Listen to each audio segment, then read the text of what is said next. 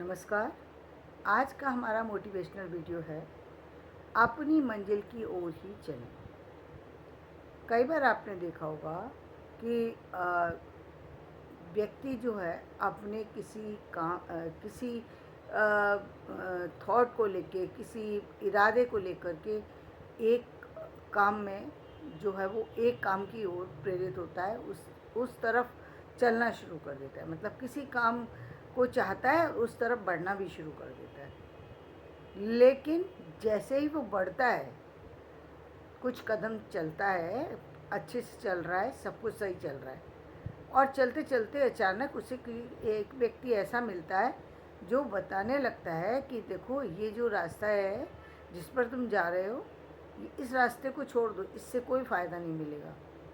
तो क्या करना चाहिए? बोले कि दूसरा रास्ता जो है उसे चुन लो, उससे तुम्हें ज़्यादा फ़ायदा होगा। व्यक्ति कंफ्यूज हो जाता है। कुछ पल के लिए वो कंफ्यूज हो सकता है, या किसी और ने नहीं कहा, आप खुद ही अचानक में आप चल रहे थे, जिस इरादे को लेके चल रहे थे वो सब कुछ ठीक जा रहा था, लेकिन अचानक आपने किसी चीज़ को देखा और आपकी नीयत बदल गई। पैसे का लालच हो सकता है, उसको देख के बदल सकते हैं। पद का लालच हो सकता है, उसे देख के बदल सकते हैं। कोई और तरह का लालच हो सकता है, उसको देख के बदल सकते हैं। आपको गलतफहमी हो सकती है कि आप सभी काम कर सकते हैं। ये बहुत बड़ी गलतफहमी है, जिसके कारण से व्यक्ति को हमेशा नीचे देखना पड़ता है। ये नहीं होना चाहिए कि हम हर चीज़ को जानते हैं, नहीं। ये ठीक है कि एक होशियार व्यक्ति सब कामों को कर सकता है, इसमें कोई दो राय नहीं है, लेकिन सब कुछ जानता है, ये गलत है। क्योंकि किसी भी चीज़ में परफेक्शन लाने के लिए उसका पूरी A to Z सारी चीज़ों को समझना पड़ता है, तब आगे बढ़ा जाता है। तो खैर, तो कई बार आपने देखा होगा कि लोग अपना रास्ता बदल लेते हैं। रास्ते में चलना शुरू किया एक तरफ, मतलब मैं एक उदाहरण देती हूँ, जॉब से देती हूँ।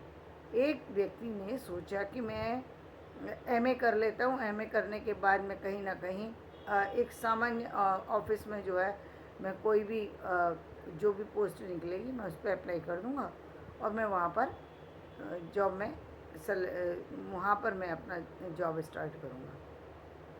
अब वो वहाँ के ऑफिस की सोच ही रहा था कि और उसकी तैयारी में लगा हुआ था। अचानक आकर के किसी दोस्त ने बताया कि वो किसी दूसरी जगह अप्लाई कर रहा है। माइंड फिर पलटा, सोचा कि ये बैंकिंग की तैयारी कर रहा है, चलो हम बैंकिंग की तैयारी कर लेते हैं। कुछ दिन बैंकिंग की तैयारी की, बैंकिंग में पास भी हो गए। चांस की बात, बैंकिंग में चल रहे थे, अचानक एक व्यक्ति इंजीनियर आया, कहने लगा कि मैं ये इंजीनियर, मेरा ऐसा ऐसा ये है, ये काम है। उसको देख करके लगा, यार इंजीनियर तो ये तो इससे भी ज़्यादा अच्छा है, फाइनेंशियली भी ज़्यादा सही है, इसको कर लेते हैं। इसी तरीके से करते करते करते करते अपना जो मूल था, जो आप अपना एम लेके चले थे, वो आप भूलते जा रहे हैं।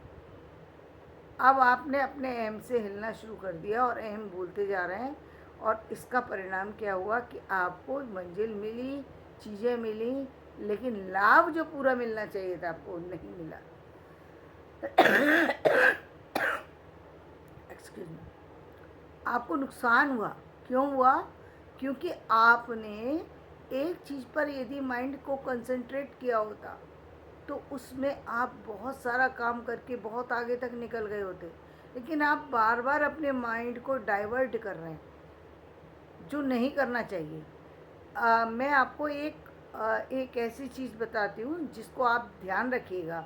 यदि आप स्टूडेंट हैं तो आपके लिए बहुत काम करेगी, कि यदि आपकी एज 18 साल की हो चुकी है, तो 18 साल से लेकर के मैक्सिमम आप 30 तक जितना चाहे, जितने कैरियर में बदलाव लाना चाहते हैं ले आइए। 30 के बाद भूल जाना किसी भी कैरियर में चेंज करने की। फिर आप उसी पे, जिसको आपने लास्ट में सेलेक्ट कर लिया है, बस आप उस पर बढ़िए। वैसे तो बार बार बदलना ही नहीं चाहिए, लेकिन यदि आपको लगता है, कोई आपको है ऐसा, बहुत से लोगों को कि बहुत सारे मैं ये कर सकता हूँ, आप कर सकते हैं ट्राई, लेकिन इसके बाद बिल्कुल मत कीजिएगा। क्योंकि जैसे ही फैमिली बढ़नी शुरू होती है, बच्चे बढ़ना शुरू होते हैं, आपकी फाइनेंशियली ग्रोथ नीचे होना शुरू हो जाती है और आपका फाइनेंशियली आप होना ज़रूरी है। उस समय आप यदि नीचे की स्थिति में जाएंगे तो आपको पैसे से भी नुकसान होगा और पद से भी नुकसान होगा, क्योंकि अब पहले ही आप सोचिए 21 साल की एज में ही व्यक्ति 21-22 साल की एज में आज देख रहे हैं आप कि व्यक्ति जो है डीएम बन जा रहा है। तो जो 22 साल में डीएम बना है वो व्यक्ति 30 साल और 35 साल में जाकर के कहाँ पहुँचेगा? वो कहीं ना कोई सेक्रेटरी वगैरह के लेवल पे पहुँच जाएगा और आप कहाँ खड़े होंगे उस समय?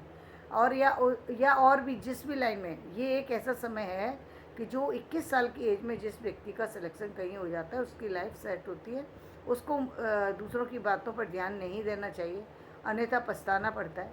मैं खुद अपनी लाइफ में इस चीज़ को देख चुकी हूँ कि मेरा कैरियर बहुत सही समय पर स्टार्ट हुआ और ये मैं अपना व्यक्तिगत अनुभव भी बता रही हूँ आपको। और 84 में मैं प्रोफेसर हुई, लेकिन अपनी बेवकूफ़ी से अपनी नासमझी से मैंने अपनी फैमिली के सोचा कि कोई फ़र्क नहीं पड़ता, दूसरों की वजह से मैंने अपने कैरियर को बार बार चेंज किया, जिसका मुझे नुकसान हुआ और बहुत नुकसान हुआ।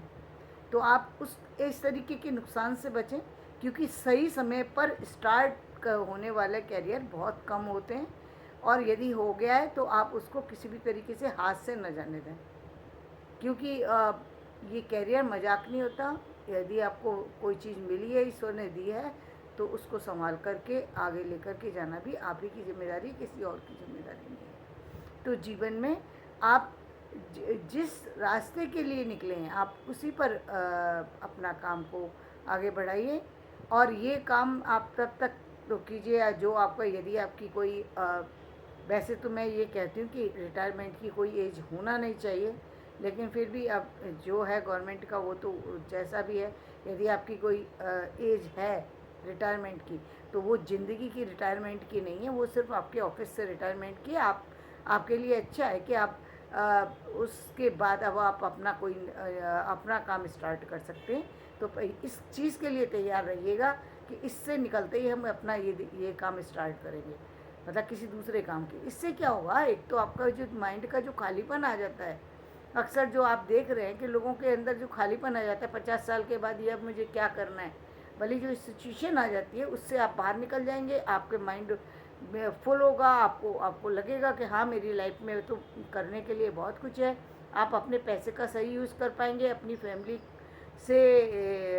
से समझ करके क्या आपको डिसीज़न लेने वो सारे डिसीज़न समय रहते ले पाएंगे और आप हर तरीके से आप देखेंगे कि लाइफ में आपकी हेल्थ में हर चीज़ में इम्प्रूवमेंट हो रहा है, क्योंकि आपकी नज़रिया बदल चुका है। आपको नज़रिया ये नहीं है कि मैं अब तो रिटायर हो, यानी कई बार ऐसी फीलिंग आती है आप जीवन में रखा क्या है, तो ऐसी फीलिंग से आप बच जाएंगे और आप जीवन में प्रोग्रेस करते चले जाएंगे। और तो मतलब आप यदि वहाँ अपॉर्चुनिटी ना सही, लेकिन यहाँ आपकी अपने हाथ में अपॉर्चुनिटी होगी। आप अपने, और यदि आपकी लाइफ में ही इसी तरीके से है कि आपको कंटिन्यू किया जा रहा है तो फिर कोई दिक्कत नहीं है, आप कंटिन्यू आ रही है। लेकिन मैं तो ये कहती हूँ आखिरी सांस तक जो है काम करना वही सबसे श्रेष्ठकर है, बाकी सारी चीज़ें बेकार है। चाहे बच्चों के पास कितना भी हो, चाहे फैमिली हस्बैंड के पास कितना हो, चाहे वाइफ के पास कितना हो, चाहे ससुराल वालों के पास कितना हो, मायके वालों, इस सबसे कोई लेना देना नहीं है। जो व्यक्ति काम करता रहता है उसके जीवन में उन्नति होती रहती है।